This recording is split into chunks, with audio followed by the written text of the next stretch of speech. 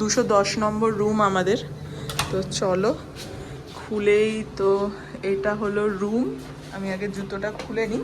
এটা royal Ruby balcony room. হ্যাঁ, এটা রয়্যাল রুবি ব্যালকনি রুম, তাই তো। এখানে তো বাথরুম রয়েছে, আর এটা হচ্ছে পুরো রুমটা।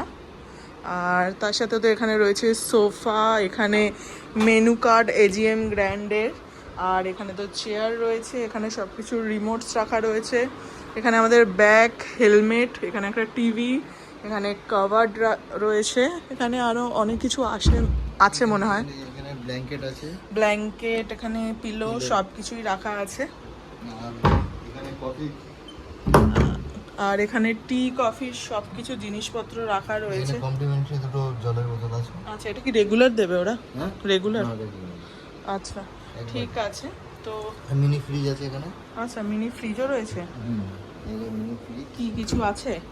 না, নেই। কিছু নেই। আচ্ছা, ফ্রিজ অন আছে। মিনি ফ্রিজ রয়েছে এটা। তো চলো এটা বন্ধ করো।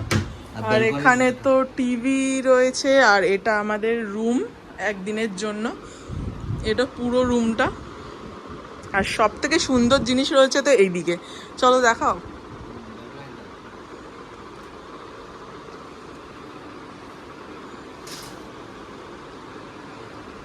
এখান দিয়ে ভিউটা খুবই সুন্দর।